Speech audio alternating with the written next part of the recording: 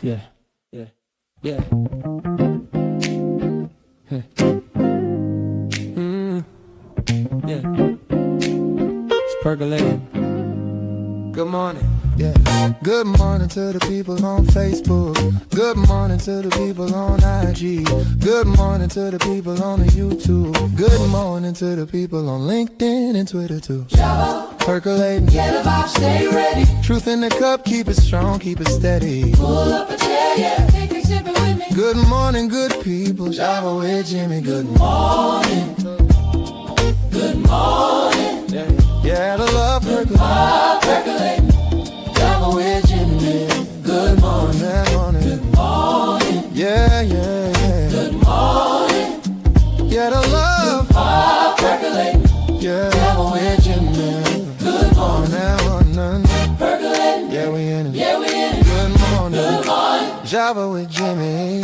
Percolating. Yeah, we in it. Yeah, we in it. Good morning. Good morning. Java with Jimmy.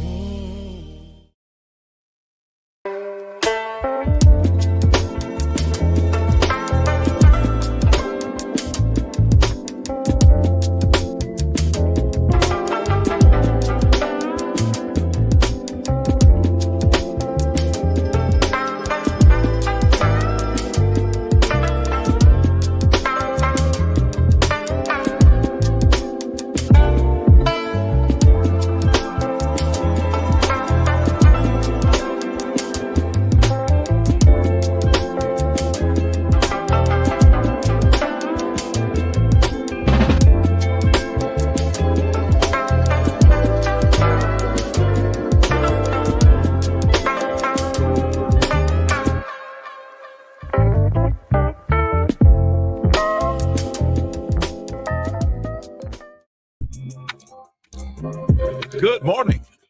Welcome to the Java Cafe, Java fam. Good morning, everybody. Good morning. Good morning. Good morning. Today is Wednesday, February 11th, 2026. You were in the Java Cafe. Welcome to the Java Cafe. I want to ask you to do me a favor, as I always do. Please take a moment and hit that like and hit that share button. Hit that retweet button on YouTube. I'm not sure what you can do. What you can do is subscribe on our YouTube channel. We are growing there.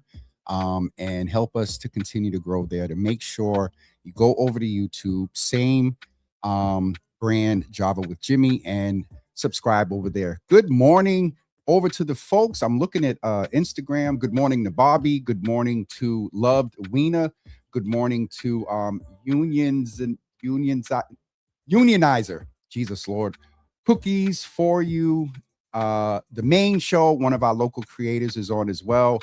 Our good brother Garth, good morning to you. Good to see you in the room and other Java family members. As he said, I started out on Instagram, so let's go over to Facebook real quick with the greetings. Good morning to Jenny. Good to see you in the room, sis. Milagro, good morning to you. Good to see you in the room. Sister Debbie, good morning to you. As always, good to see you in the room as well.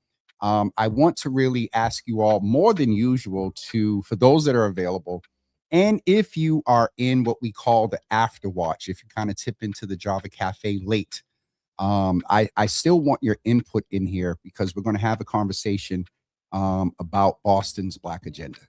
Just to get your thoughts for those of you that are here. This is not we are not a monolith. These will be the opinions of the people that engage and watch here.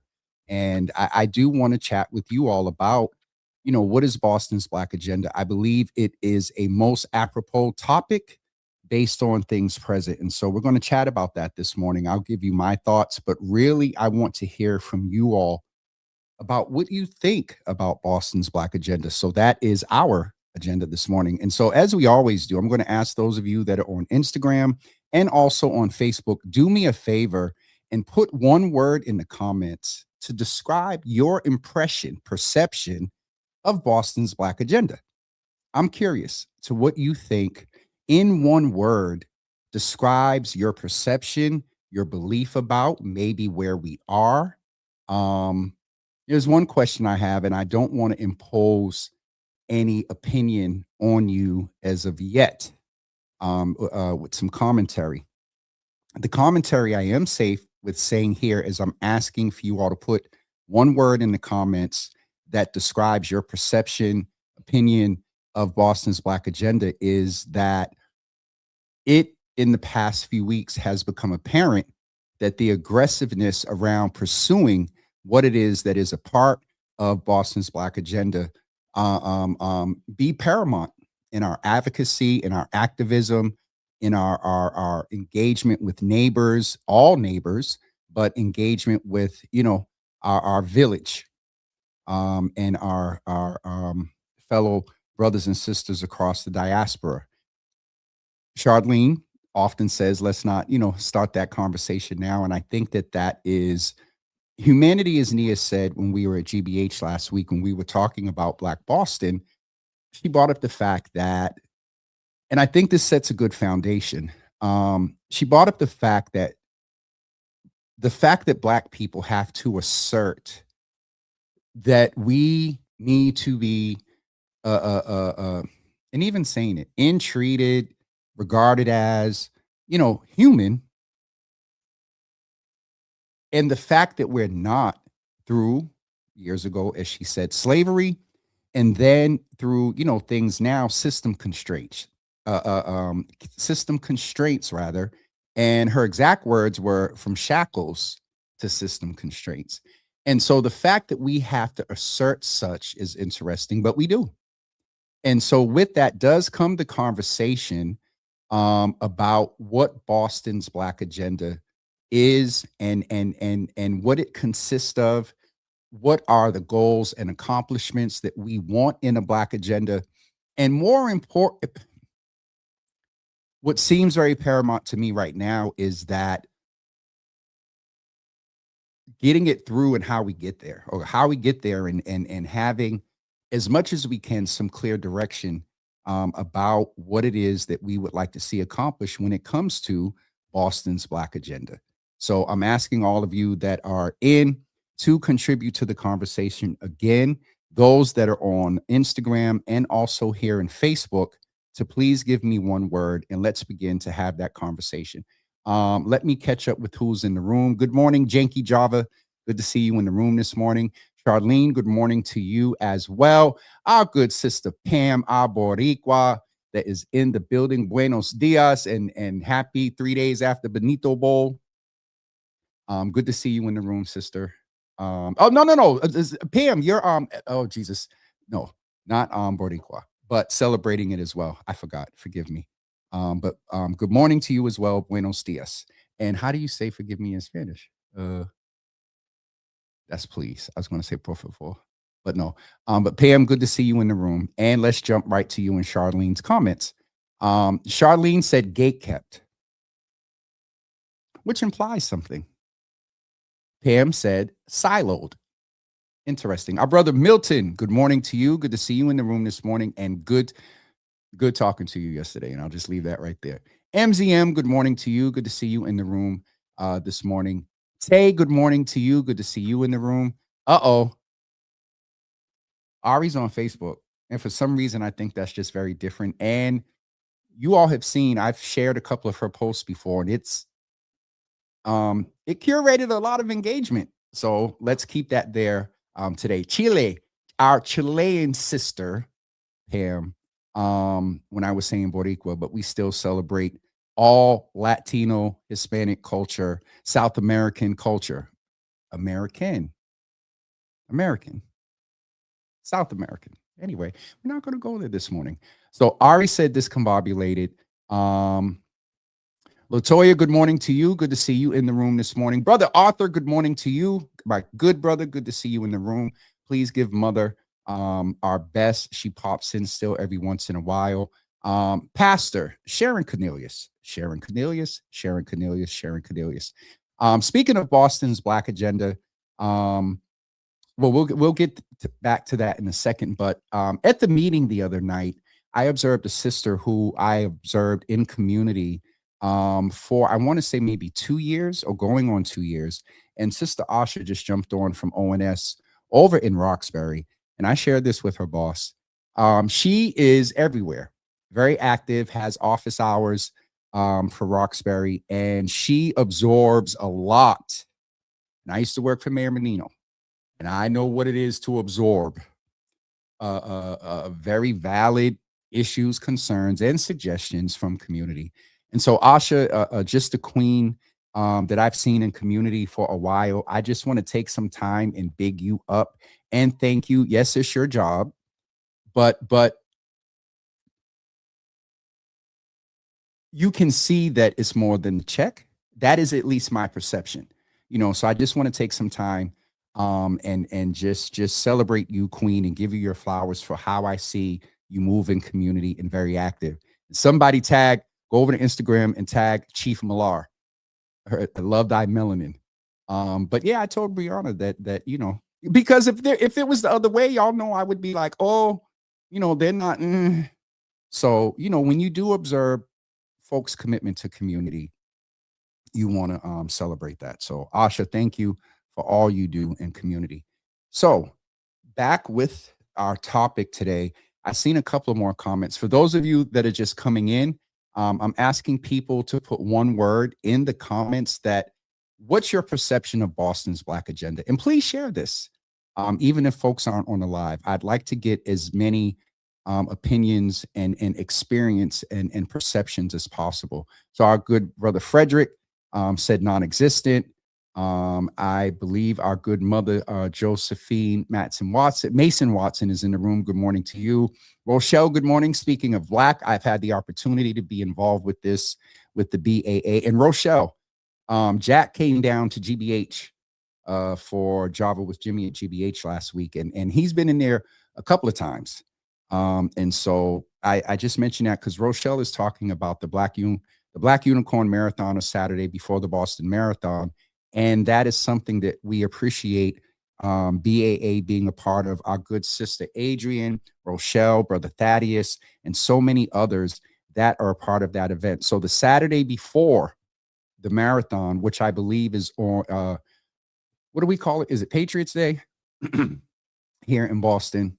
They have the marathon. And so the Saturday before we converge upon RCC, and there is a wonderful parade. You talk about what Bad Bunny did with the flags. The whole diaspora, I believe, is represented. Not the whole diaspora, because every country may not be there, but a lot of the diaspora is represented from all parts of the world. You all know that Boston Marathon brings people from across the world. So while we're talking about the Black agenda, let's celebrate Black culture and let's celebrate our Black runners. So Rochelle, good to see you in the room as well. Speaking of that, keep an eye out for the 5K Road to Wellness that brother Thaddeus curated some years ago. And we're going to get back to these comments in just a couple of seconds. And so Rochelle, thank you for that. Our good brother Anthony Davis. And so it's interesting because I've had conversation with Anthony, and I've minimally named this before, but Anthony has a perspective who's someone that's come and been ingrained in Boston politics, who is Black, but has lived in other parts of the country and worked in DC. And so his perspective is interesting, even as much as we Bostonians, you're from here, no. Anthony's a part of us. And so anyway, Asia, good morning. Good to see you in the room. Sister, good to see you in the room.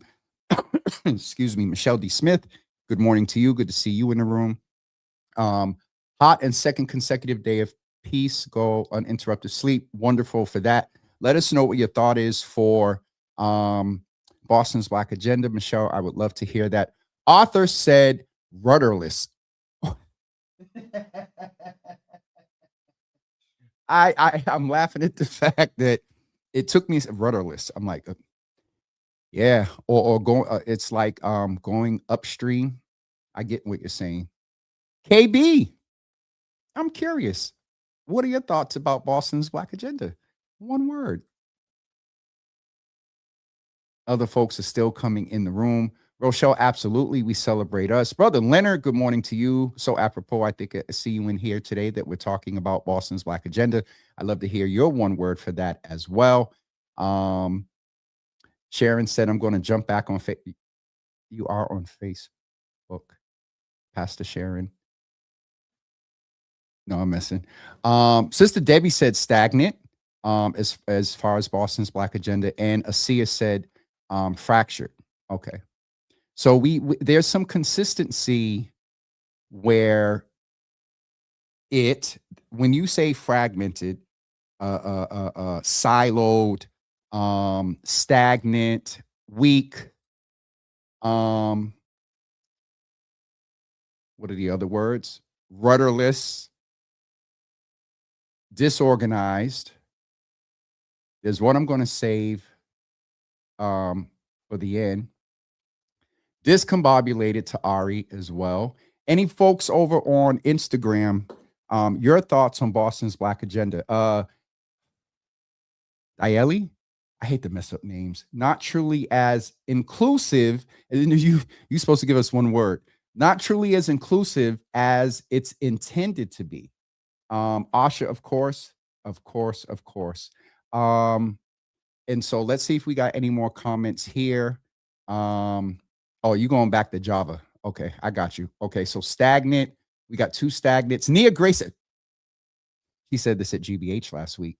I'm warning, Phoenix, unauthentic. Monica said, agreed. Can you tell me specifically?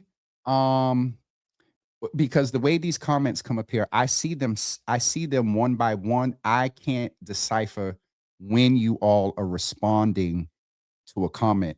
And from some recent Phoenix, she said disposable. Okay. So Karen Cornelia says she liked that word warning as far as Boston's Black agenda. Folks on Instagram, come on, give me your word for one word for Boston's Black agenda. So as I was saying, the words in here imply if it's disposable, if it's stagnant, if it's warning, if it's it and has a status, that means that what? There is one there. However, our good brother Frederick of late has been coming in and giving us some different perspectives. His 2 words was non-existent.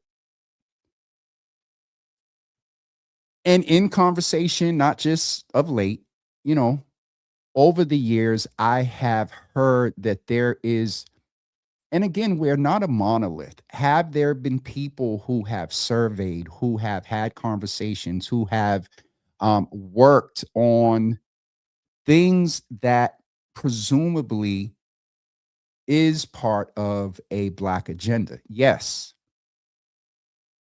But the majority of us in here, based on the comments of how it's perceived, the fact I'm saying it means that there is this proverbial, I don't know if that was the right word, but this sort of in the air sort of thing that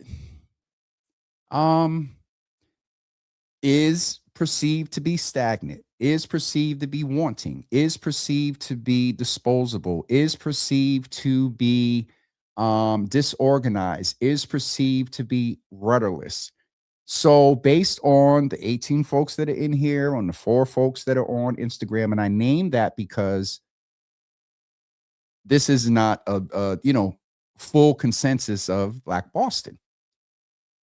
And I will say that as I said yesterday, most of you that are engaged here are engaged. And so I'm always for being intentional about hearing the experience. And we are just as valid as residents and engaged and whatnot. But those that aren't engaged may offer the same sentiment, but how they experience it, I think, is very different. We're able to advocate. We're able to come on here and you put a post if there's something, depending on what it is, you get folks behind you and we get some things done, helping families. I'll talk about that later. Have you all seen the liberty I've had of late at having the phone and looking at it during the show? Okay, just making sure I'm good. Okay.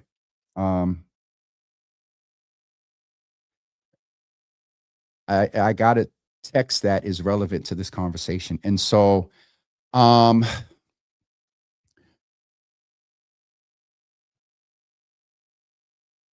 we have a belief based on what's in here with this small part of Black Boston that participates and others and allies. And if you consider yourself Black, thank you for participating.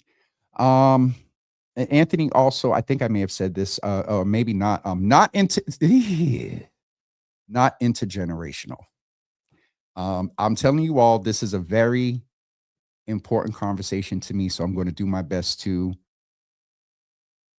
make sure that we just have a informative, but maybe actionable conversation that somebody's going to need to step up and take on. So Ari said, what is it? Can we start there? I was getting ready to, so thank you for the transition. Leonard said, oh, my bad for me. Boston Black agenda is disjointed. Okay. So consensus is with what Brother Frederick said, because I've heard this in other spaces. Is there one? And so to Ari's point, may I ask you, it's 10, oh, Jesus, time's going by quick. It's 10:25. May I ask you, we'll do 2 more parts of this conversation where I ask you to participate and give me words and give me thoughts. The first thing I would say is based on what Ari said is, what do you believe in this in this wanting, in this disorganized, non-intergenerational, a lot of the other words? What do you believe right now is our segments of the agenda that is wanting, disorganized, disjointed, not intergenerational? What is it that you believe currently that's in there? And to kind of go with Brother Frederick's point, Sharon Cornelius, Pastor Sharon came in and said none. So just her saying that too with him affirms the fact that that is more than one opinion. And as I said, I have heard that before. Folks over on Instagram, I don't see no words unless you're just listening and in the car or something like that. But if you can, I would like for you to participate as well. And also folks on Twitter, I haven't bothered you all in a while. YouTube shows up, so we're good. Sister Soraya, good morning to you. Someone that is very active in the community and is everywhere. I'm curious to your thoughts. Right now, we're asking the wanting, the perception that everyone has put in the comments. What do you believe are segments that are wanting, that are, as I said? Phoenix said Black agenda is divided: political, immigrant, class, religious, and belief. Now, wait a minute. Do we have 2 Phoenix? Hold on. Phoenix Print Temps, and then did I see Phoenix Fire? Okay. All right. Couple of Phoenixes. All right. So what do you believe are the segments of it that are wanting right now? While you're doing that, I'll go back and give my word on my perception, and a little bit of context, since you all gave yours. I am between. There's a saying that Darren Howell said, if it's not documented, it didn't happen. And even with what I said of folks that have in the past maybe actively printed, have their results, and it is documented through survey and people's contributing and meetings with folks like Reclaim Roxbury. Let me also say, I spoke to someone yesterday. While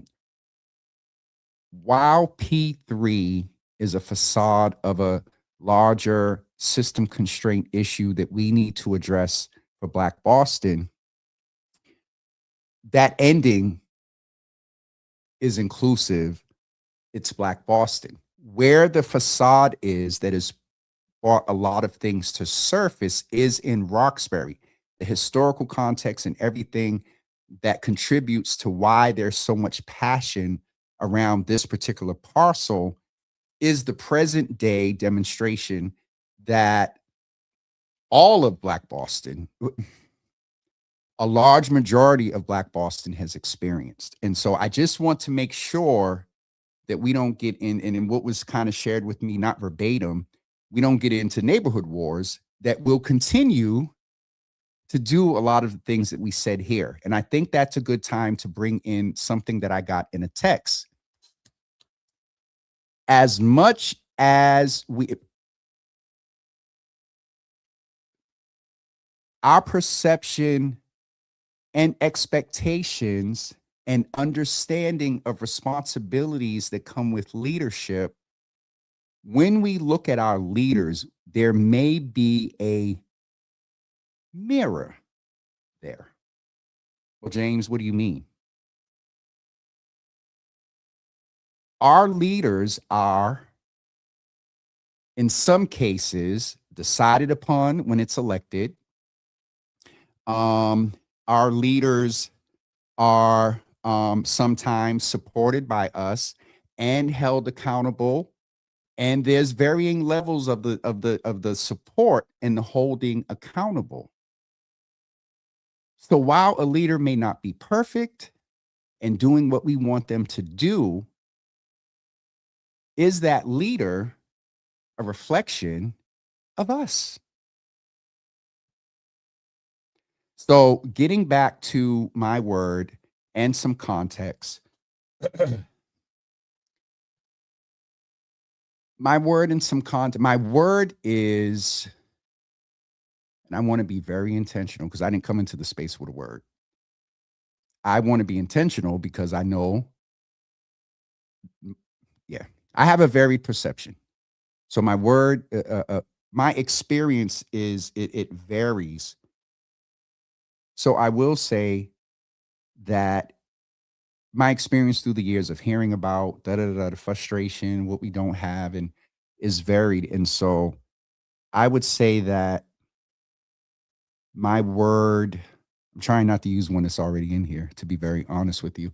My word is words, or I agree with the things like disjointed. I agree with the wanting. I agree with everything that was said, and to some extent, based on what Darren said, if it's not documented, there's no reference point, there's no PDF, there's no website, there's no, and with the lack of that, it lends to our ability to hold people accountable at varying levels of who's responsible for executing said agenda. And so, not to get it's not semantics, but not to get into too much of the detail. And Jimmy, is it just a document? Yes, because once words are there, we can amend it. We can update it based on the times and things like that. But I'll say for me, I brought up learning styles yesterday. I'm visual. Put something in front of me that I can see. And that seeing on paper in a document has to be informed by all the generations, the usual suspects, Black electeds, some pastors, Black pastors, some, and I've been intentional about this too.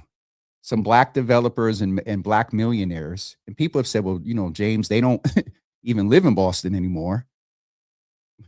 But when it's convenient, there is an adjacency to wanting to reap the benefits from what we've been through as Black Boston. That is often a part of your narrative in gaining wealth. And I hope that what I conveyed there is plain. And so how we hold people's roles in a Black agenda, high school graduation for Black males staying above, 98%. BPS. Programs that are funded through tax dollars that assist Black males in education. Elected officials who make Black male education and stopping the prisoner pipeline things on their stomp speech and platform you said, you were, and that may not be in the agenda specific like that. And so I just, there is relevance to, so in this group, we're saying that we're implying that there is one that is not being executed in a manner that exemplifies our Black excellence. And so I'm going to get back to a little bit of comments. I think the last one I saw was Phoenix. Michelle D. Smith says the future of Black Boston needs to be intergenerational and be unified in mission, vision, communication, coordination, collaboration, my 3 C's, and action. One thing I would say, and Thaddeus and I talked about this some years ago, and Carlos of late had reminded me about it when he said it a couple of weeks ago. We may not be unified, but we can be uniformed. And to the point of hear me, I'm not driving for a document just to have a document, but uniformity would be a part of how, no, I'm not going to say that, a uniform in how we address issues when we see blatant lack of drive toward equity, when we see people veering off away from policies, actions, and things, we can refer back, because the ability to present something as a reference to and not be a notion, not be a belief, you're able to, do you agree with this? And then what parts are you willing to take on in your varying roles? So the next comment, Brother Frederick, we have Black agenda patterns, but not a Black agenda. What are the collective outcomes we're moving towards? And so that's going to be, sir, the third part to some level. Brother Carlos, Brother Yoda, for everyone who has an opinion and stake in Boston's Black agenda, what role are they playing in shaping it and changing it? I kind of touched on that, Carlos, a little bit. Again, y'all, comments are 17 seconds behind. And then if I give commentary, it might be 3 minutes and 17 seconds behind. So I'm trying to do well at correlation. And then, oh, Carlos, Stephanie told me her impression of our show. I was so heated. I said, no, it's not. No, it's not. Anyway, that's just the insider for Carlos and I. Phoenix said our leaders are elected, then not held accountable. And I've said something that Brother Supreme has said before, that we elect and neglect. We get excited during the election. Some things resonate with us. We make sure we get them across the line. And I guess it goes back to a document. You can't grade something if it's not in front of you. You can't assess something if there's nothing there to set the standard and the criteria by which we assess impact, follow through, and when we need to edit. Do we come back to, when's the last time we had a Boston Black Agenda congressional conference? Or what are they doing in the Bible? Black Boston Agenda. What did they do when they did the Bible? Not the Vatican. It was at the Vatican. Y'all, I can't think of it. But when they decided the Bible, a summit, how would we know when we need to change it? Who's responsible for it?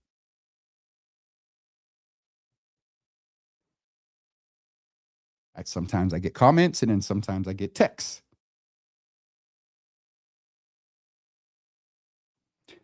Someone's making my point. If it's not documented, it's so. I think that's one thing we have to, in this conversation, think about. What have people done? I would say maybe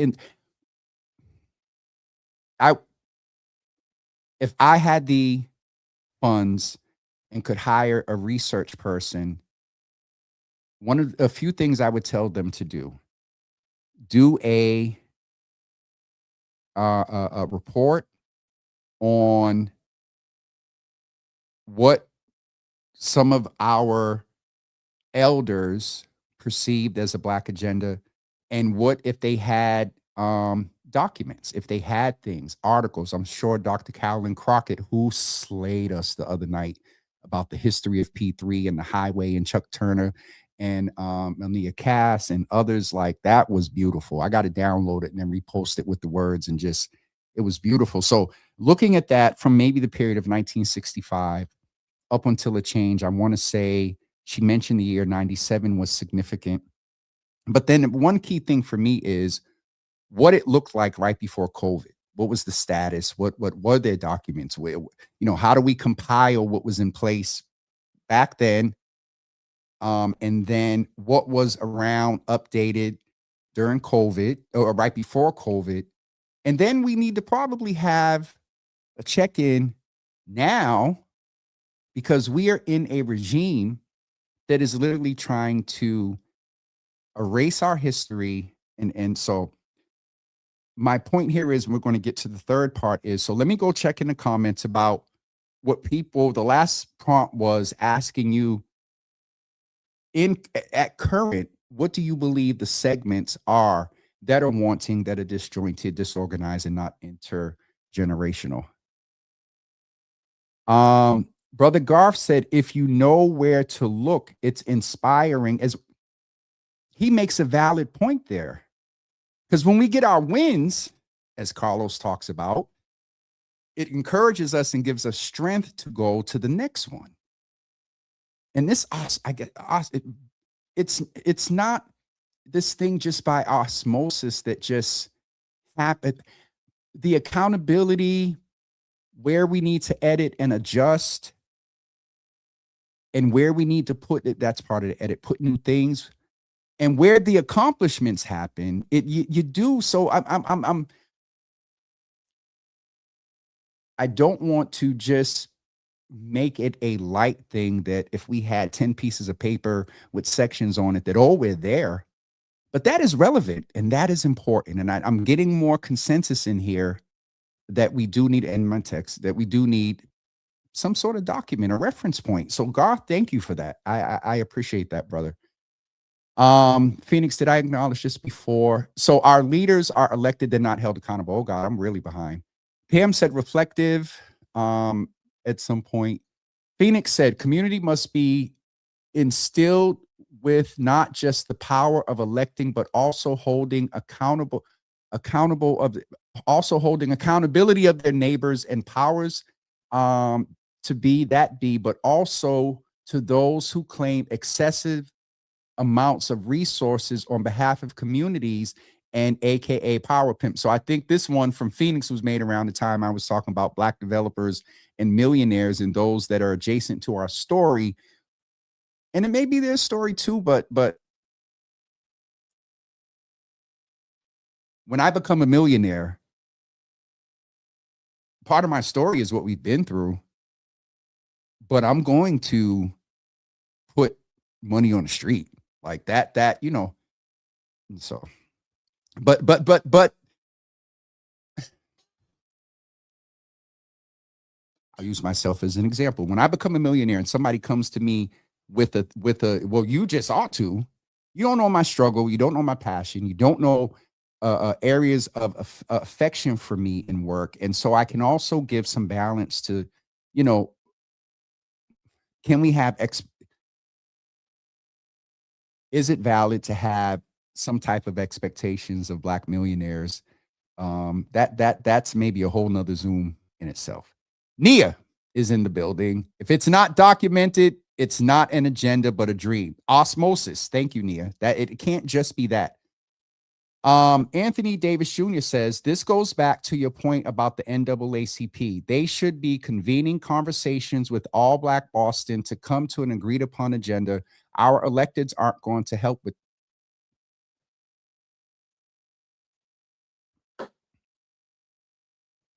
MZM.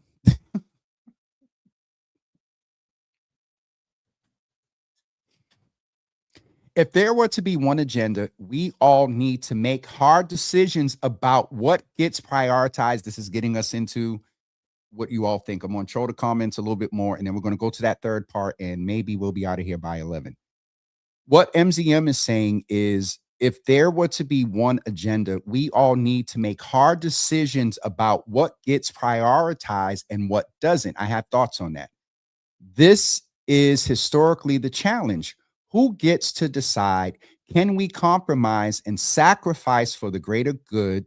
What does it mean to live into the hear those words. What does it mean to live into the concept of community for real versus using the word? That, Monica, is a word. So to your point, Carlos and I, Julia Mejia, Eric Estevez, we went through a process with, I believe it was Right to the City and some other. It was a diverse, when I tell y'all, it was a diverse group of organizers, community leaders. I'll let you know, Milton. And there's three things for me when it comes to community meetings. 25% stating the issue, 75% on the work. And here's the two other things in part of the work. The one thing is the best thing to do in a democratic process, to which Monica is referring about how we get to and hard decisions are, one, we do as much as we can and as early as we can. And it may take 3 sessions, Saturday morning, a Wednesday night, and a Sunday afternoon to get, and we can do a lot of things virtually, voting and stuff like that. I'm going to get to my other point. We need to make as early of a notification that either a survey is dropping. We need to put incentives in it to make people want to, put your email address and you're automatically entered to receive a $50 gift card. We need to do that. I'll speed up to my other point is what we did in that process of deciding between John Conley and Martin J. Walsh was we did a democratic number system. Took everything, everybody, all the stuff, all the issues, all the concerns, we listed them all out. The first round, we're given colored stickers and dots. And everything that everybody said was spread out across the room. And everybody in the room was given maybe 3 or 5. I think first we was given 5 dots. And we went and we put our dots where we wanted to, Monica's point, prioritize. Went and got snacks. Folks did the tally. And we, first of all, we created ground rules. So I'll finish with the last thing. The last thing is, well, I kind of already said it. How we do it, because the numbers remove the emotion. In these places, maybe when we get to the 5 of everything, you get a group together, you separate those top 5 priorities. And if you have an affinity toward that, one of the 5, you go to that group, you work out the good, bad, and ugly, make your presentation of why your 5th should be one of your, why your priority should now be considered for the top 3. And then guess what? We get 3 dots the second time and we vote on the 5. And out of those 5, based on numbers and no emotion, and you go count the dots, we commit to that process. We do all the fussing and bussing in the room, but to the point about uniformed, we commit that even if we don't support something, we may not be rah-rah, yeah, about it, but we're not going to be rah-rah about it, not go against it publicly. So that, it to Monica's point, that's just my thing. I think she said, if there is one, and there was a question in there, and so that is my answer, that be something to consider as there is some energy around this, and those that are going to do it, it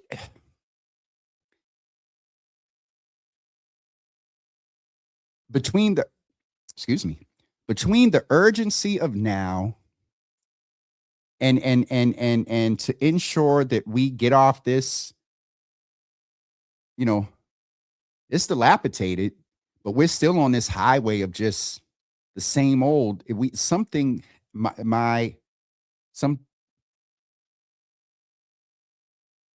I would love for us to take the energy and produce action and leave that there. Okay. Sister Amani said opportunist. So that's her word for the agenda. I want to get us into, as I'm catching up with the comments, I want to get us into, what do you believe should be? Let's kind of do it now. We're not going to get a tally because I can't do it. List for me. Let's do a little exercise based on the 24 people that are on right now.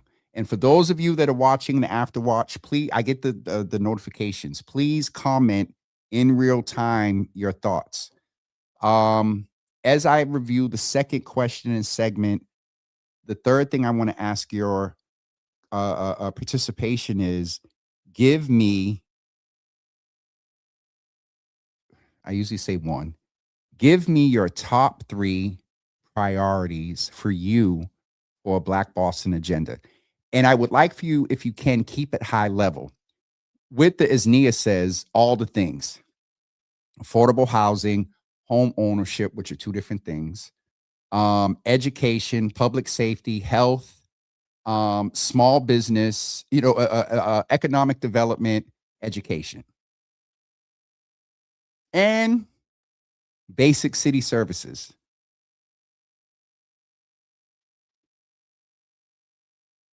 Let me get back to the comments. So the last segment, the last question I asked for your participation. What do you feel should be? Oh, y'all are active over here on text. It's bad enough I have to keep up with the comments.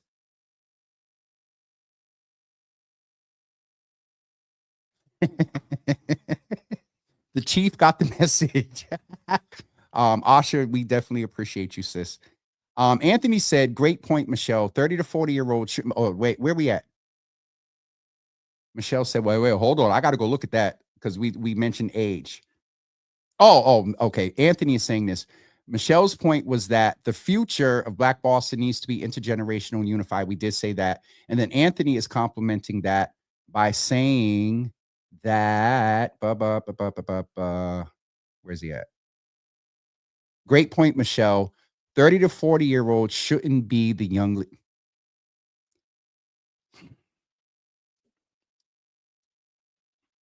I think Anthony's the only one that made me take a sip today, twice. Michelle D. Smith, hear you. Uniformity versus unified. Absolutely, sis. And Thaddeus and Carlos have really been a huge influence on that. Dang, now he's even having a hard time. I'm not gonna mess with you. Our good brother Reggie is in the room. There are people working on a Black agenda as we speak, but when political appointees and 501c3s, those are nonprofits, are the only people want to tap in with, you'll miss the wave. And Reggie, that's the point I was making earlier, that, okay, this is how I move with the city, people that I'm close to that may own businesses or whatever.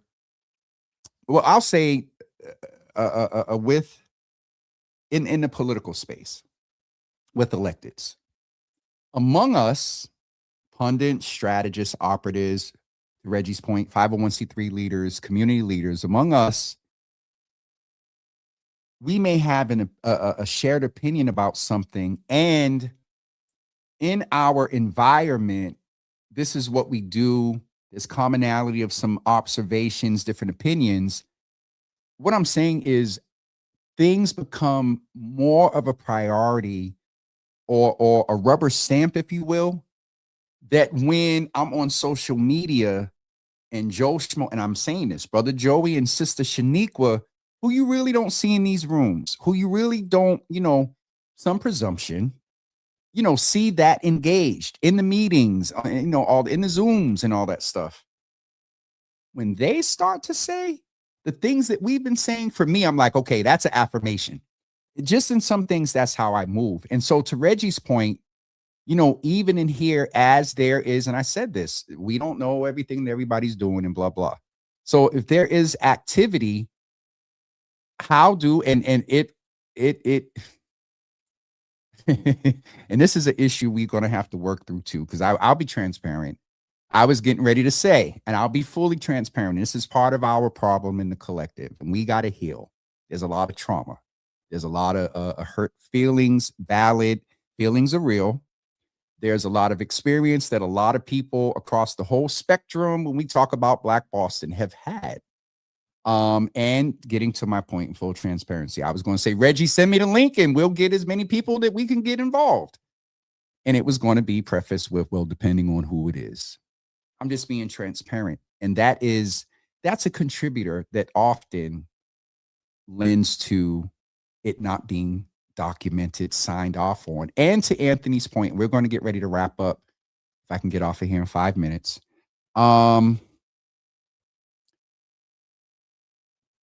See, this is why I don't mess with the, to Anthony's point about, and I need to give you all an update.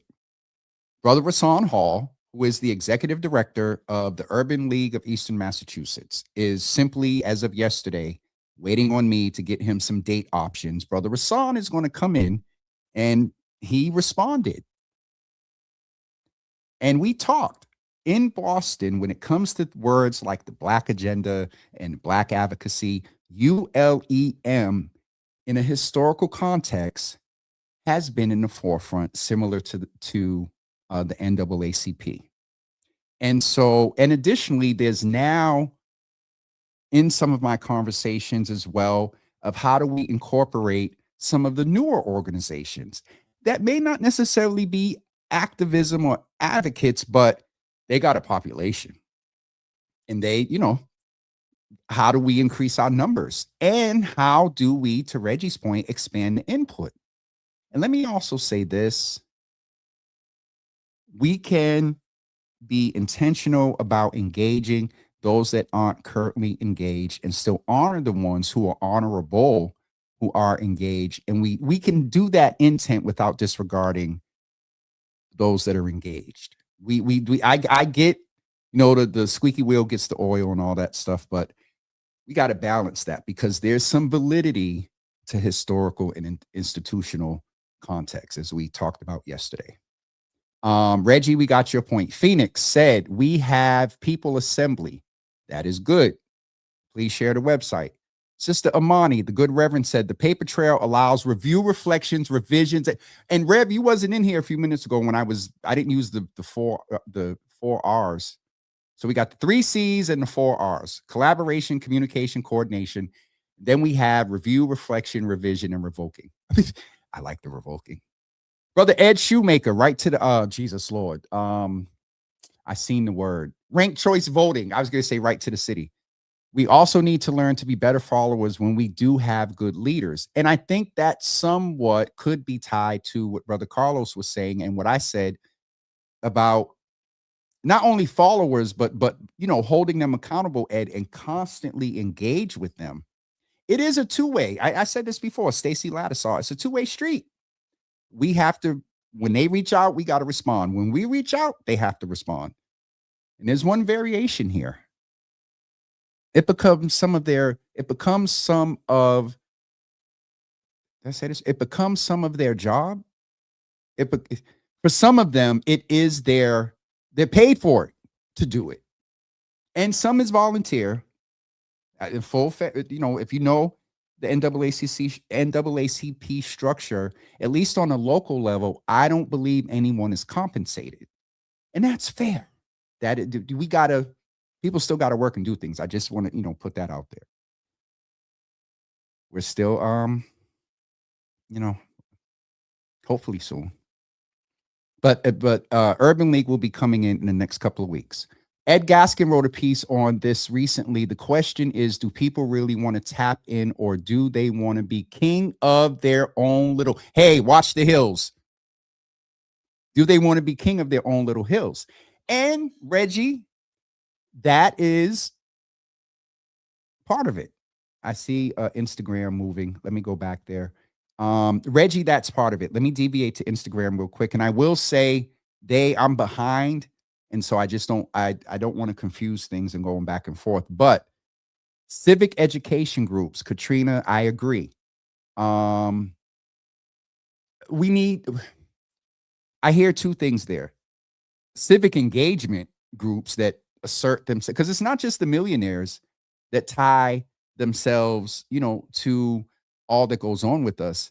Some of these civic organizing communities do that too, and get grants and donations, and may not be doing the stuff that Reggie's talking about in the other comment about getting to as many as we can. Anything around a Black agenda, before we get to a first draft based on the input, and some of them may push back, I would say we set aside 6 months. We set a goal on paper that, despite just having 187,000 Black people leave Boston, those who remain, I don't know what the number is. What do we do? And we need a section for 13 to 17. And now I'm thinking about it. Do you break down certain questions based on where people are in life? Anyway, we have to exhaust as much time needed and as many resources as we can to get as many people to participate. Virtual, in-person meetings at varying times, and we do it like an election. You come in and get it. They may not want to do it virtual. They may want to come in and fill out a double-sided 8.5 by 11. And, do we make it easy? Do we make it multiple choice with a line? I'm saying no. So let me get back to the comments. Brother Goff said we're misguided in the word that sums it up, because that does address a little bit of the leadership and then our own guidance. I get you. Katrina said technical assistance for new nonprofit organization education with tax forms and said, Katrina, you're going to have to, okay, you said 100 there. Tyreek, good to see you in the room, brother. All right, we got Reggie's comment about it. Do you have his piece, Reggie? Is there a link to it on a non-required to pay to read it platform? No slight to him or you. I mean, like if it's in the Globe or the, Herald, you got to pay to be able to read it. But if there's a link, please put it there. Phoenix said, and we're going to get ready to, it's 11 o'clock. Phoenix said, no competition, just clear understanding. She also said, Mel King, Najma.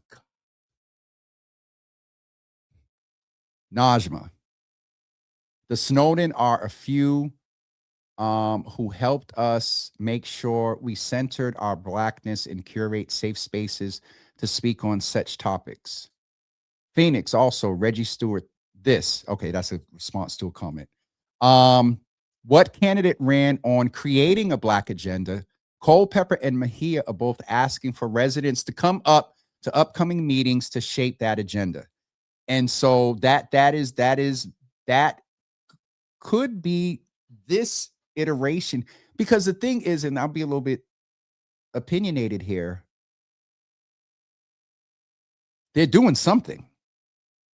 It may not be perfect. You may not agree with everything rather, but this may be the opportunity. Julia talks about all means all. Reverend Culpepper is focused on D7 as he should, as a district counselor. But then how do you see commonality between them? Julia Mejia is an at-large counselor, so it's citywide. And then could that be the beginning of what I meant by when Julia said all means all? I'm sure she would be open to others coming in. And if oh God. I had a thought, so I'm just going to say it because I know somebody thought it, and it may be a thought of somebody here. Maybe that's why I felt it. When it comes to a Black agenda, some people may be like, well, we love our Afro-Latina sister, but then the conversation of the FBAs comes up, Foundational Black Americans. I have to, that is a very real thing. I'm not saying that's my opinion, but I can tell you that if my point there was what Julia and Minyard is doing, my consideration was, can that be an initial? Would they be willing to share the information to a group that is specifically focusing on the Black agenda? Because guess what? They're creating the space right now, and there's going to be a lot of Black folks there. So thank you, Carlos, for that. Carlos also said, how many people you think going to turn out and show up? If we did in person, Carlos? Or you mean as far as Julia and Minyard's meetings? I don't know. I don't know.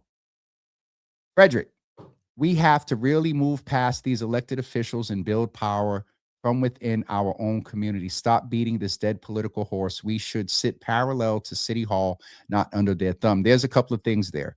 Policy and what's the P word for money? Policy and money. They get formulary grants.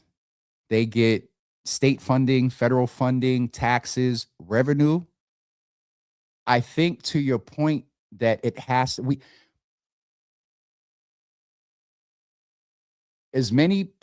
need as many partners and allies and leaders in spaces.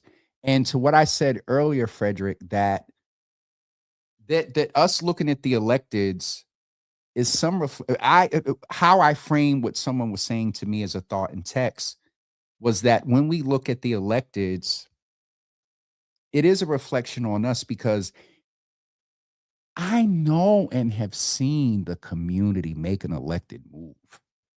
Most recently, the O'Brien. Michelle was getting ready to have the O'Brien, out in West Roxbury? And I mean a diverse group of people push back. Parents and even West Roxbury didn't want us out there. And then from the other side, we were in Roxbury, like we didn't want some of our young people out there, because if they come from sports at 6 o'clock at night and they're waiting at the bus stop, something may happen. We shifted the mayor on that. The mayor has heard us around P3. These people, so my point about policy too, for me, by my experience and talking with the political wonks and the nerds in here and seeing it, when you get policy in place that ensures that there is anything from earmarked line items and certain budgetary things through policy, guess who votes on those? The electeds. Home rule petitions in the city of Boston that wherefore by the 7th day after a snowstorm over 8 inches, it is the responsibility of the city to ensure that they clear all snow mounds, that they, that's policy. And guess who pushed, right, wrong, or indifferent, where some of them are pushing some things now. I think that kind of supports the notion that it's dual. And I'm not throwing off on us, because I say we elect them and they have a job to do. And my opinion is that they should be leading. But when I say that, now I can tell y'all unequivocally, somebody told me the other day, is old Jimmy coming back? No, I don't think, I don't think so. I got to get ready to wrap up, guys. I love this engagement though. I'm going to be transparent. Someone told me that sometimes Java with Jimmy can be like a community meeting.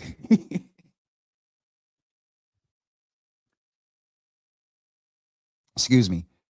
And I kind of push back a little bit because I have community meeting trauma. I hate to go to a community meeting and they just turn into, just a griping session. I have also learned that for some, it's their first time expressing in public and what they've been dealing with. And then sometimes we, go off on a tangent. I know I do often. Maybe that's why the reference was made. All right, we're wrapping up. Phoenix, Frederick Campton, hence my favorite hashtag. We never need permission. We don't need permission, but we do need documentation. We do need processes, and we do need partnerships. They have the resources and the budgets and the money. And they should be putting them allocated properly by our leadership. Our leadership. Frederick, if we not prioritizing economic opportunity, nothing else will matter. That and education. And hence, whatever this new iteration of an educational economic development hub of something over there in the P3 area. Phoenix again, Jesus Lord. So Phoenix, split those up because I got to go like this to kind of not look like this with the thing. Black quality of life agenda. No one here should be leading the convo. We should all be attending so leaders who have successfully had the convos can give us insight. Shout out to the young people for years, organizers, parents, educators, community have had actions, conversations, and more led by youth and supported by their intergenerational work that came before. It's everybody. It's everybody. And we must be more intentional about making sure we expand everybody. And how we do that, I don't have all the answers, but there's some things that I gave a few minutes ago. Be willing to work across lines. That part, Rev. Reggie, people are moving forward on a small scale. The train has already left the station. Folks are working. The question becomes whether you go to where the work is happening, tap in. I tend to see a lot of talk, but when it's time to go outside, I see many empty rooms. In reference to the Black agenda, so I don't even know to go because I don't know. So, but if folks, and we're getting to the good part here. Yeah, what you call it, Reggie, let me know. And to my point that you know what's interesting is it's interesting to jump in to try to do work and they're not and it goes to the point. We don't have intentional relationships. Because if there were ongoing intentional relationships, it's easier to get the work done. I'll be transparent, Reggie. This, whatever's, whoever's driving the train is left, I do, as someone that's been in this space for a long time, I will first and foremost say I have not always done it right. Some of the stuff that y'all see now is from falling on my face and making huge mistakes. Stephanie reminded me yesterday. And as much as well, never mind. Stephanie reminded me yesterday about she having to get me together years ago. I was on Twitter. For y'all that know me for a long time and know me well, y'all met a refined Jimmy. There was a time that Jimmy would verbally. Anyway, my point there is that there is some validity for some where people have valid experience and past references that inform how they move. And that while we should do the work of healing to be able to get to the point of doing work, my point here is that for some, there are people, for the sake of our community, I'll be in the room with you, but I will not. People know that there's certain tables that me and just a few people, and that is real. And I'll make myself an example of that for others. There are some people, and there's some people that have an opinion about that. There are some people that have expressed that I have intentionally, hurt them and stuff. And so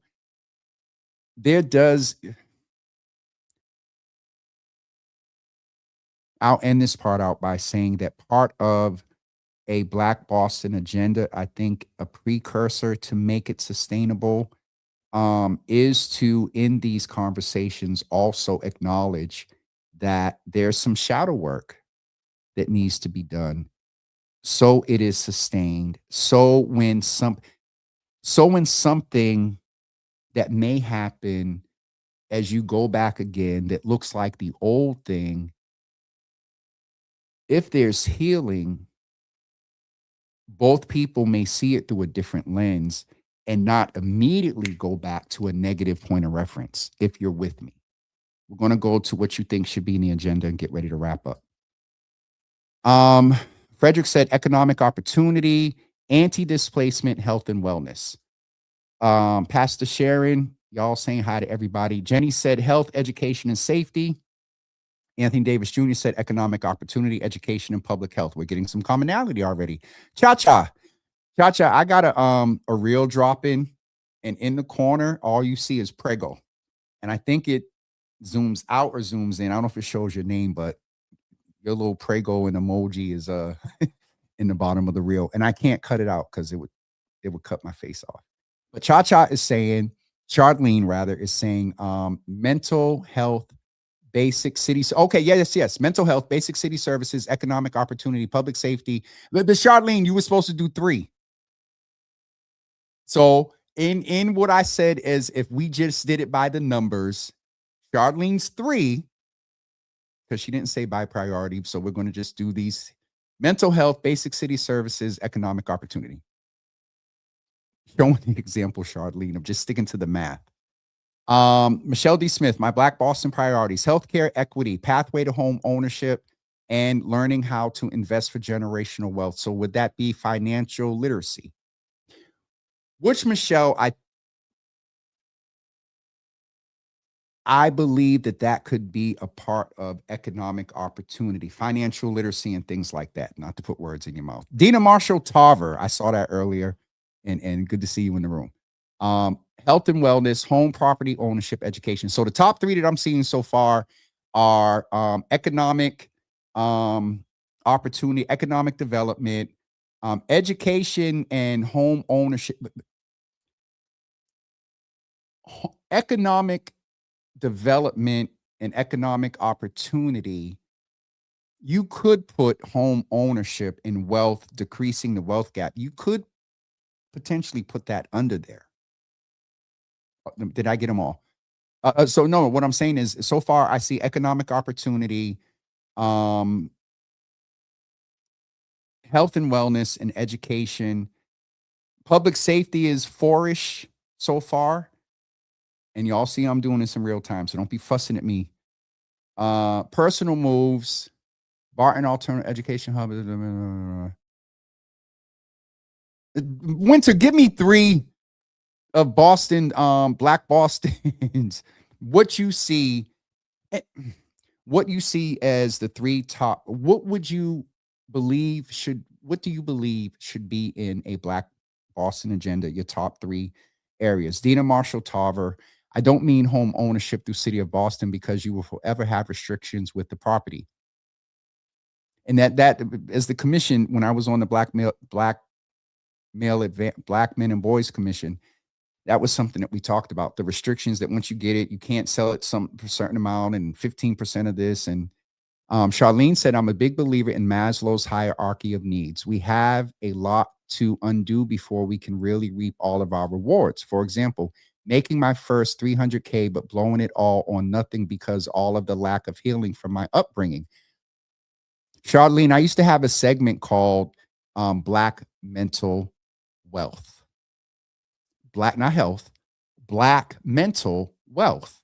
And we went through the relationship of poverty and money and how, and I'll tell y'all, finances are tight and I got bills and they calling, I don't function as well as I do when someone pays an invoice. Oh, someone pays an invoice, I get a whole bunch of energy, want to go somewhere, reward myself with a couple of oysters for all that I've been through. But anyway, Charlene, thank you for that. Reggie, honestly, some of this comes down to character. NAACP meets every month. Get in there and work. Churches and orgs got all type of programming. Get in there and work it. If they ain't moving right, take it over.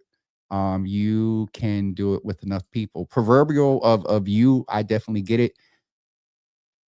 As much as I try to be young, a lot of this stuff here, I put my time in 20 some odd years ago. All right. Wrapping up. Frederick, I am not following behind the same old people or organizations that have been around making no real progress. I'm truly all set. At some point, we have to be like, this ain't working, and do something different. How do we assess that? Because experiences are real. But then when you got them, you know how people say, oh, I got receipts. Y'all said y'all was going to do X, Y, and Z here. And Reggie, I want to go back to one point. Because We haven't heard this term in a while. And they're not saying that things are unproductive in the meeting, but we have attempted to engage and try to get the NAACP. And my goal was the NAACP and Urban League come on at the same time. And we converse about, response to P, well, even before P3. But as I said, Urban League is coming on soon. But I've done my due diligence, Reggie, yeah. Sharon Cornelius, education, housing, city service, mental health. So not basic city services, Sharon, but city service. We have a chief of behavioral health here in the city of Boston. Did y'all know that? First time. Did y'all know that? And we've had them here. So to Sharon's point, Ari, we can't see emojis. The app doesn't let us do it. Miss Teresa, good morning. Good to see you in the room. We about to wrap up. Frederick, $5 million was injected into community to close the life expectancy gap. What have we got from it? Absolutely nothing. Was that Frederick, some words I stay away from now, try to as much as possible, is should and nothing. And I used to be the first one to say, y'all should be, because when you say should, there's an implication that if you don't do it the way I'm saying, you're wrong. And then when we say nothing, I don't even think this is me being optimistic. Ain't no way in the world $5 million came in somewhere. Somebody somewhere wasn't doing something good with it. My heart can't want to believe that. And I'm not talking about the general thing you're talking about of resources going out and people that get them not properly following through what they were supposed to do. But it goes back to the accountability. Like Miss Teresa, good morning. Okay, that's y'all greetings. Frederick, the black leaders can't even get 50. Frederick. It's in the Globe, Reggie. Okay. That's a paid platform. Paywall platform. I'm going to have one day. But something like that, I would hope that, and he probably put it on his website. So you can check Minion Culpepper's website, presumably that he may have put it on there. 5 mil won't do anything in 25, 20. 5 mil won't do where? Now, I know this ain't about me, but let me tell you what I would do with $5 million. Jesus Lord. We'd have one of the most comprehensive wraparound, what do you call it? Not community centers. I don't know, wraparound centers that, oh my God. I tell people all the time, I'd be a millionaire for 3 days. First day to get the property, second day to get the staff, pay them well in a manner that they can flip stuff, hire them right, and then they go after grants and we make investments because it can't all be grants. I want to fund my own stuff. Make the proper financial stock investments and whatnot, financial consulting, do all them deposits. And on the third day, build the building and the house. Listen, I'd be a millionaire for 3 days. Good God. 5 million? Y'all don't understand. I can stretch some money. Frederick, yes, if it's not concentrated. All right, I can't decipher responses to an original. Mahia definitely put out the call to Carlos's point earlier about their event. No, get off the political hamster wheel, black people. It's not a hamster wheel. I do say the cyclical. Your hamster wheel is going this way, and I'm saying this way.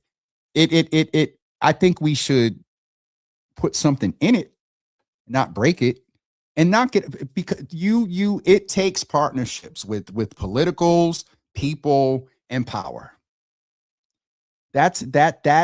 Those are proven models, though we are not at best. We got to focus on how we're going to go forward. Acknowledge everything that's there is real, but what are we going to do? And I see a little bit of doing over here, so forgive me for Instagram because it's to my left. Garth said the goal is to operate above the economic standard of living. I kind of get that, but Garth, I know how, we talked. I know you what you call it. You have a whole different perspective. Nothing is really designed to promote the esteem of the people as things grow to keep their esteem their esteem involved. No, Jimmy, don't get on the wheel.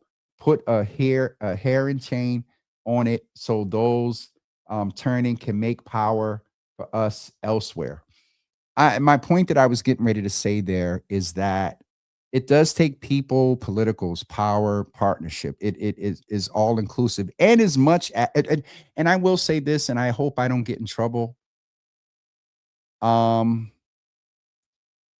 to Reggie's point, there are things happening, and I am aware that there have been movements in the past 3 or 4 days. There's starting to be a little speckle of light. I ain't saying I'm seeing a light. You know, you ever have that, get ready to get a headache and you get them little things, them little bright spots? There's some little bright spots I'm aware of where things that as I said before, we didn't get here overnight. And I believe that I get an impression that some are recognizing that the way that we have to move now is with urgency, but with intent and strategy. All right. It goes back to us and them, because at the end of the day, it's us who elect them and who can move them, not only out of office. And I don't see as many employing of some of the tactics that the old folks used to use. We talked this week about the fact it's easy to put up a post. It's easy to share and like. It's easy to send an email. Our ancestors didn't have that. And I'm talking 25 years ago. Facebook now is sending me memories from 13, 14, 15, 16 years ago. I'm like, 25 years ago, you had to go sit in the mayor's lobby and wait and knock and until he comes out, and then have a team downstairs in case, he was trying to sneak out that little cove at the back of City Hall. You had to write the letter. Some would send it certified, so there was proof that they got it. So it to that, what I'm saying is we do have that power to move them, and there's some examples of it. I just said the O'Brien, but they do. Donna, you get this. They decide on budgets and policies and resources and how our tax dollars are spent. So they can't be let off. They can't be let off through often not being impactful and effective the way they want them to. We can't just pull away. That is almost letting them off the hook and letting them just go awry and do what they want to do. Miss Teresa, we also need to devise a clear plan to get the people free transportation to get to these meetings. The ride isn't always reliable, and some can't afford the Lyft and Uber. That is absolutely true. And I said earlier, Miss T, that, and I didn't finish this when I was saying different times, maybe for 3 different meetings, all modalities, virtual. Some people may have to get a phone call and, maybe can't read or whatever, and people will need to read the survey to them. All of that. Daycare for the in-person events, food for the in-person events. So whoever does it, keep them things. Whoever's doing it, hopefully they're doing that, and whoever does more and adjoins with that, hopefully transportation, childcare. These are all the things that Kenya's in here. These are all the things that we were taught when it comes to doing community meetings. If you want that best impact, long marketing, daycare, food, incentives. Proven models. Not to beat a dead horse, but we are looking at collective agenda for all Black people in Boston or just certain populations. I have had communities tell me, well, you're not. But so this, Charlene, and it's interesting for me to know you. And the other day when you said, let's not have this conversation, because it is for some hurtful that are part of wonderful cultures and ethnicities and different languages and foods and celebrations and all that stuff, and rightfully so, should be able to kind of veer off a little bit and celebrate that are Black. I use the model. You get pulled over. Me and Charlene get pulled over by the police. We're Black. They're not going to unless unless Charlene starts speaking a whole bunch of Creole about me. I was me speaking New English, like speaking full Creole. So I don't understand what you're saying. But no, when in a serious point there, this I think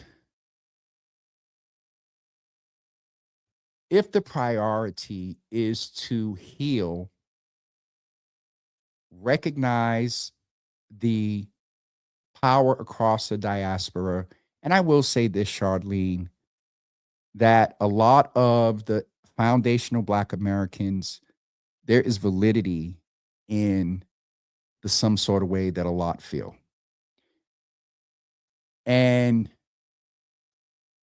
it is part of that healing because while there's validity to everything that foundational Black Americans have laid the foundation, and then every civil right and every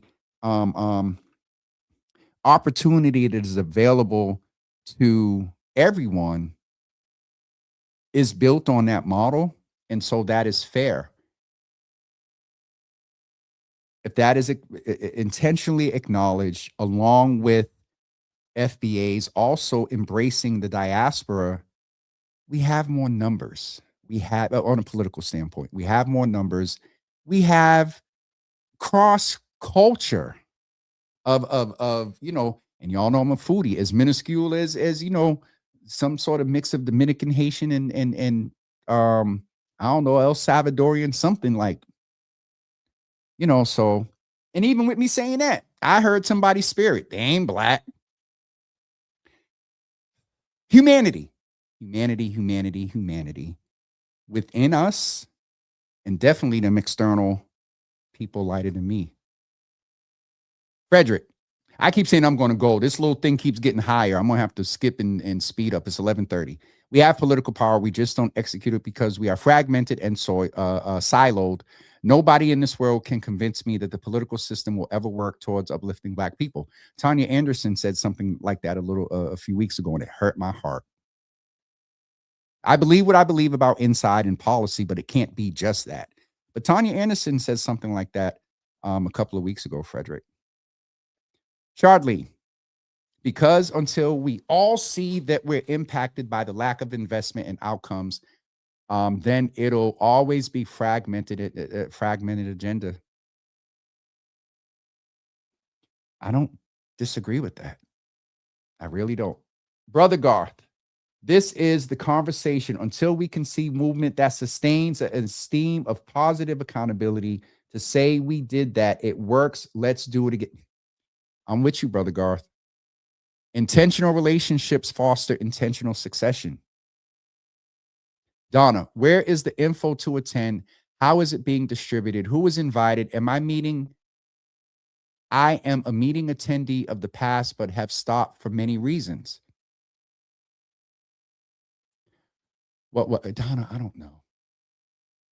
Civic engagement. Okay. Reggie, honestly, we got to get past that. I'm in room showing love to folks who cussed me out the week before. You either built for this or you're not. Sorry to be blunt.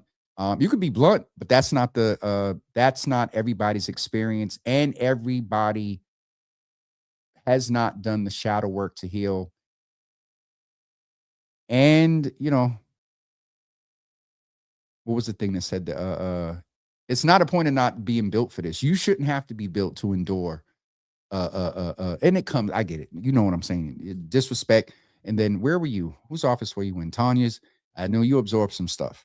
But it's not a thing of being built for. It's a thing of there's respect, there's disrespect, and then there's some real, yeah. We all should be able to meet at points of interest without bias. Bias is such an interesting little 4-letter word.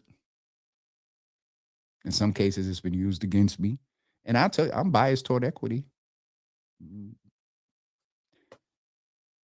Real housing stability. These are Ari's 3 top priorities. Real housing stability, wealth retention, economic mobility, and business capital education. Now, Ari, you know that at least the housing, wealth, economic mobility, business capital, that could be under economic development and then education. So you got two. ASEA, correction, civic engagement and financial literacy, health and wellness. Got you. Frederick, Black Boston has one of the highest income inequality gaps in the country. You have to have a higher life expectancy on the Gaza Strip than in Lower Roxbury. 79. Okay, so with the stats, that again, we're clear. Well, not everybody, but the problem is there. I think where the energy is, what is it that we, and away from the electeds, what is it that we can, you individuals, what is it that can be done to begin to address that? You do food equity, people having, healthy options. That's good. So this is real.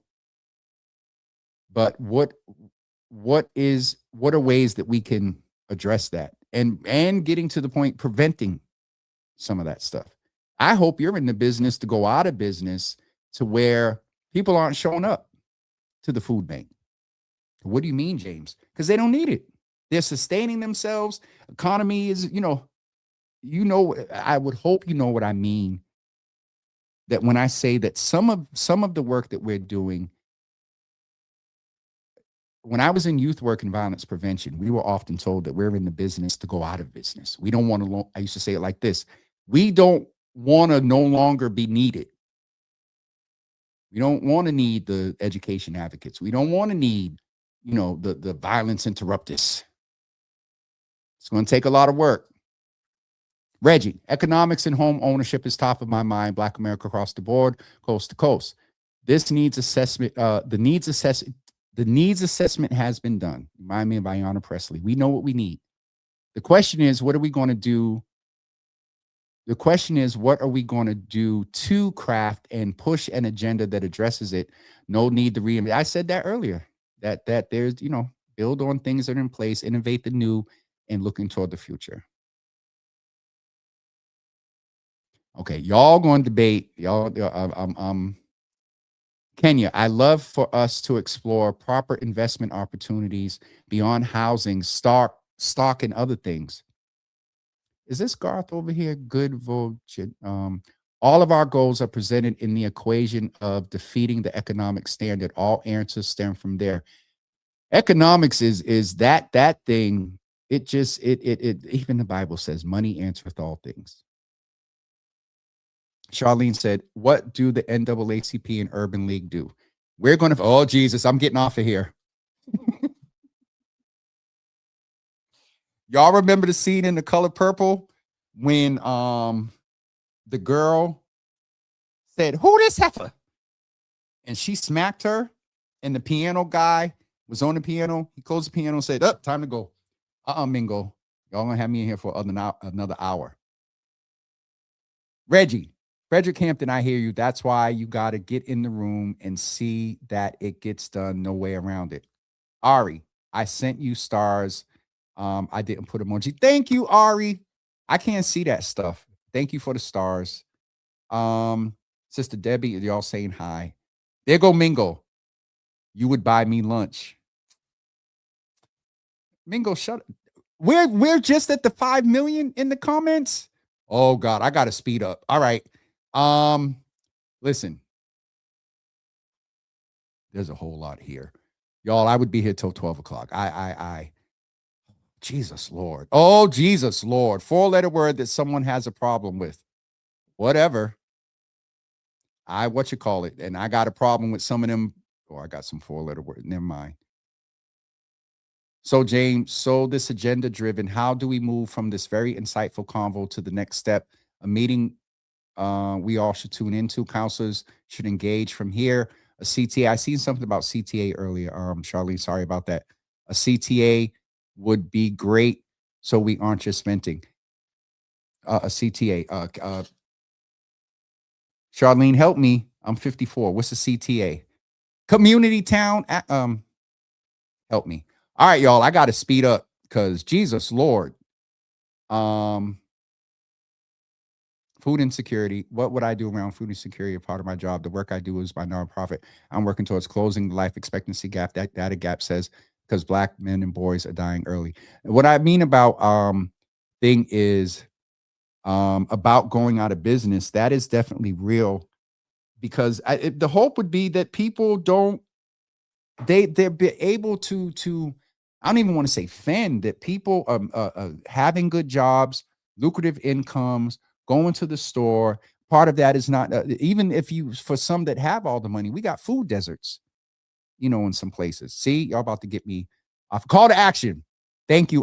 Thing one, I've put my time in my mental health right now, and I also been told, because I'll be honest with you, there have been two hard considerations that been in my mind. The last one of them, couple of months, and then one of them the past few weeks. And I, ran them by a couple of advisors, and they was like, absolutely not.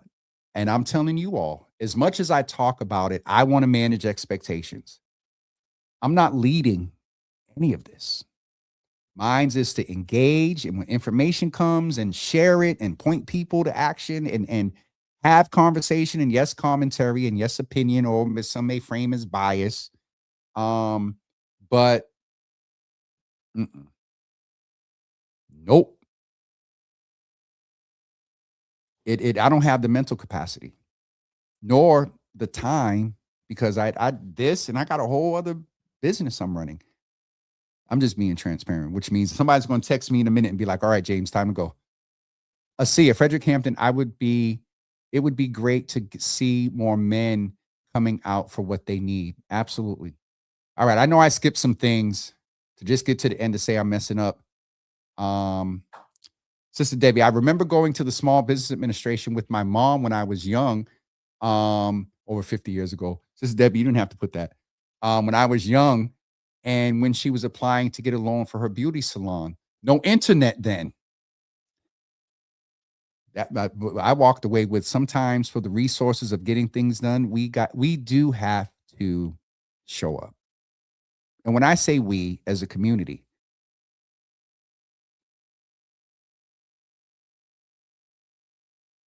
shut up. Jesus, Garth. 5 million can start and sustain a revolving economic structure that can secure growth as stability for many years to come. Yeah, 5 million? Do y'all know what I would do with $5 million around programming?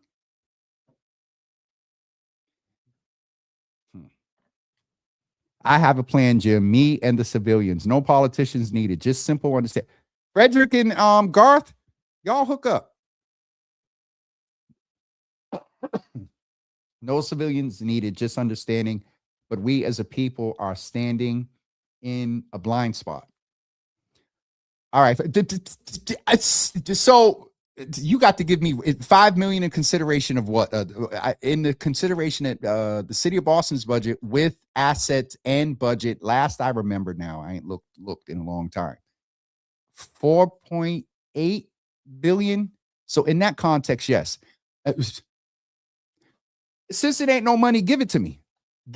Reggie, go get me $5 million since it ain't no money.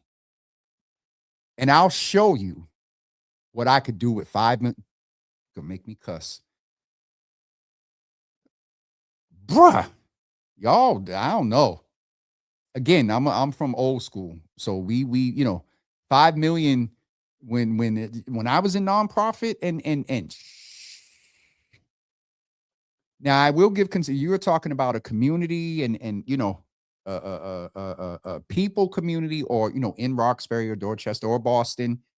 But depending on what that was supposed to do and whatnot, 5 million, there ain't nothing to sneeze at. All right, last comment.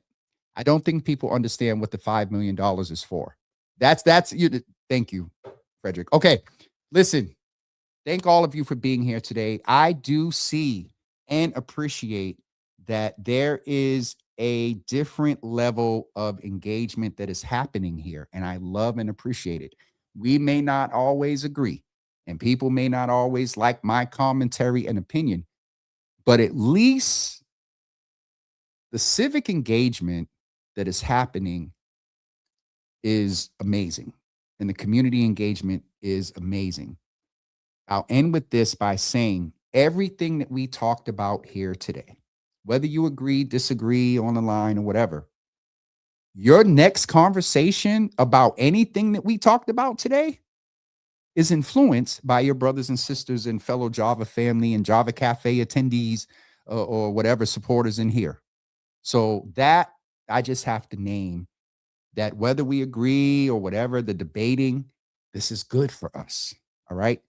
That's it for me. Charlene, I'm trying to go, Jesus. Could we have built the White Stadium with just 5 million? No, I don't think so. Okay. Charlene.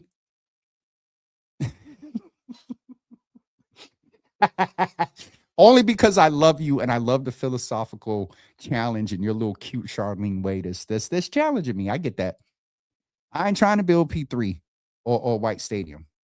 I would some of the stuff that we've mentioned in here, the education, financial literacy, there'd be some technical AI production, point to some things, but wraparound services, a clearinghouse for information, for resources, a once a week full wraparound, services fair. Being that money also gives you the ability to send out mailers and have all the subscriptions where people are getting 10 times a week on something. And to get somebody to do something, it takes 10 hits, like having people to arrange to volunteer and having food in the room, to feed them. And that builds. Give me $5 million and watch me work. But once we have to even split this 5 million amongst a collective of orgs, it gets dicey. Absolutely. My pushback on the 5 million is the notion that it is nothing. It's something. And in naming that, Reggie, I don't know the details of what it was supposed to do or where, but that account of me saying that it's not nothing doesn't mean that 5 million should be accounted for. And what that 5 million was supposed to do should be getting, if you will, or get done. All right, I really got to go because it's almost 12 o'clock. But I am glad to have you all here. This is part of what we do. Brother Reggie, Brother Frederick, sorry. Garth said hit him up at VITG service on Instagram. VIFG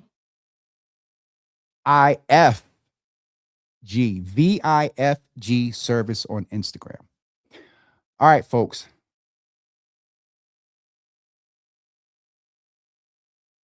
Mayor Wu gets to drop 5 million off and call the community investment because of the way we are framing this. Now, in that context, and that comment makes me think now I will tell y'all, I haven't went and watched Friday's show yet. In talking to people, there's some things that they're telling me that happened. I was like, wait, what? For real? That was said? So Reggie, if that is specifically into that 5 million, because of the way we are framing it, you said Mayor Wu gets to drop, meaning that it's nothing. In that context, that's real. And if it was specifically around something we was talking about Friday, so that's the clarity. I think, or Frederick, were you talking about something different? I thought you were saying it like the health commission or something dropped 5 million in Dudley and Nubian. All right, folks, I'm leaving for sure. We will see you tomorrow at 12 p.m. Tomorrow at 12 p.m. and 8 p.m. At 12 p.m., we're speaking with Pedro Cruz from the Office of Youth Advancement / Mayor's Youth Council. And also we're going to talk about the Mayor's Youth Summit. And then at 8 p.m., this is for parents. And if you got some young men and women, and I said young men first because we do often I've experienced when it comes to teen dating, violence, and healthy relationships, we focus a lot on the young women. I want to encourage you to make sure we have some young men watching or parents of young men watch. That is taking place tomorrow at 8 p.m. Teen dating violence in healthy relationships. I believe this is Domestic Violence, Intimate Partner Violence Awareness Month. And as much as we're talking about the economy and poverty, as things get worse, certain experiences, I don't want to say numbers, certain experiences of domestic and intimate partner violence and child abuse happen. And so tomorrow night, we're going to focus on talking about some of the red flags, and then also talking about examples of what healthy relationships look like. And that part ain't just for teens. Some of us adults, you know, because of some of the decisions and things we went through in our teens. So, all right, I'm really leaving. Charlene, you're the last question because I can still see it, though this little end thing is ready to get clicked. Frederick, y'all. I can't look at the comments no more. Charlene, maybe we are looking at 5 mil differently. And y'all gonna make me scroll. Maybe we are all looking at 5 mil differently. Where is it coming from and allocated? I think the what Reggie was saying, if I remember right, there was a comment made by the mayor maybe on Friday. So long live and well healthy equity agenda. Look it up, Black people. And so I was right. This is the health commission money you're referring to, right? Frederick, which Reggie probably is saying the same thing. Okay, so this was what I thought was the health commission money. Okay. Got you. That's what I thought. The health commission. Okay. Asia, this is true. DV numbers are high at the highest.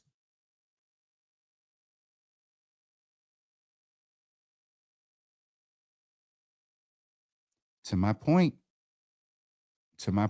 that when poverty and things and excuse me, that's interesting to hear.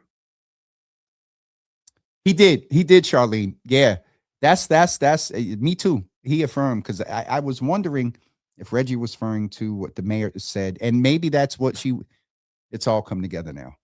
Reggie and Frederick were saying that the 5 million that the health commission dropped to decrease the life expectancy gap, I'm thinking that maybe the mayor cited it on Friday. I don't know. All right, I'm really going this time. Have a great